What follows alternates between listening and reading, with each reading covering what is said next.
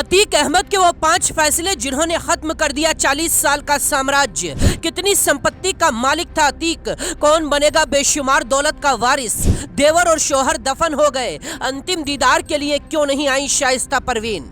प्रयागराज का कसारी मसारी कब्रिस्तान, बेटे असद के बाद अतीक और अशरफ दोनों इसी कब्रिस्तान में दफन हो गए। भारी सुरक्षा के बीच दोनों को अगल बगल दफनाया गया। अंतिम संस्कार के दौरान अशरफ की 2 बेटियां पत्नी जैनब कब्रिस्तान में मौजूद थीं। अतीक के दोनों नाबालिग बेटों को बाल सुधार गृह से शववाहन से कब्रिस्तान लाया गया था। दोनों ने पिता की कब्र पर मिट्टी डाली, लेकिन शाइस्ता इस बार भी अतीक की कब्र पर नहीं आई। माना जा रहा था कि बेटे और पति की मौत से टूटी शाइस्ता अंतिम दर्शन के लिए सरेंडर कर सकती हैं। शाइस्ता के सरेंडर के पीछे कौन सी वजह हो सकती है वो बताएंगे, लेकिन उससे पहले आपको अतीक के वो 5 फैसले दिखाते हैं जिन्होंने अतीक को इस अंजाम तक पहुंचा दिया।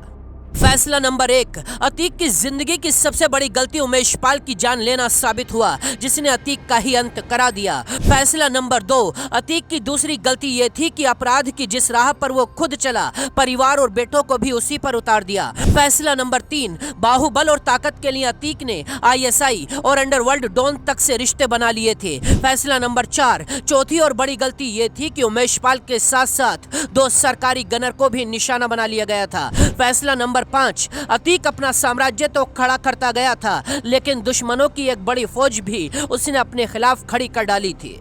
अतीक ने 17 साल की उम्र में ही अपराध की दुनिया में कदम रख दिया था। इसके 4 दशक में अतीक ने ऐसा साम्राज्य खड़ा कर दिया जिसमें बेशुमार दौलत और ताकत भर दी गई। कहा जाता है कि अतीक ने 40 साल में 1100 करोड़ रुपए की संपत्ति बनाई थी, जिसमें से उसकी कई संपत्तियों को कुर्क कर दिया गया। हलफनामे में अतीक अपनी संपत्ति भले ही 25 करोड़ बताता था, लेकिन असलियत में उसने अपनी संपत्ति करीबियों और रिश्तेदारों के नाम की हुई थी। अतीक अहमद की मौत के बाद करोड़ों की संपत्ति के वारिस उसके बचे 4 बेटे ही होंगे। हालांकि 2 नाबालिग बेटे बाल सुधार गृह में हैं, पत्नी फरार हैं। बाकी 2 बड़े बेटे अली और उमर जेल की सलाखों के पीछे हैं। असद एनकाउंटर में मारा जा चुका है। सवाल यह है, शाइस्ता ने सरेंडर क्यों नहीं किया। जानकारों का मानना है शाइस्ता पहले बाहर बिखरे हुए साम्राज्य को समेटकर पुलिस के सामने आ सकती हैं, अपनी जमानत के रास्ते तैयार करके सरेंडर कर सकती हैं, इसीलिए वो पुलिस के सामने नहीं आई। खैर, अतीक का चैप्टर खत्म हो चुका है। उसके 5 फैसले उसकी जिंदगी के अंत होने की वजह बन गए। पुलिस अब गुड्डू मुस्लिम के पीछे है।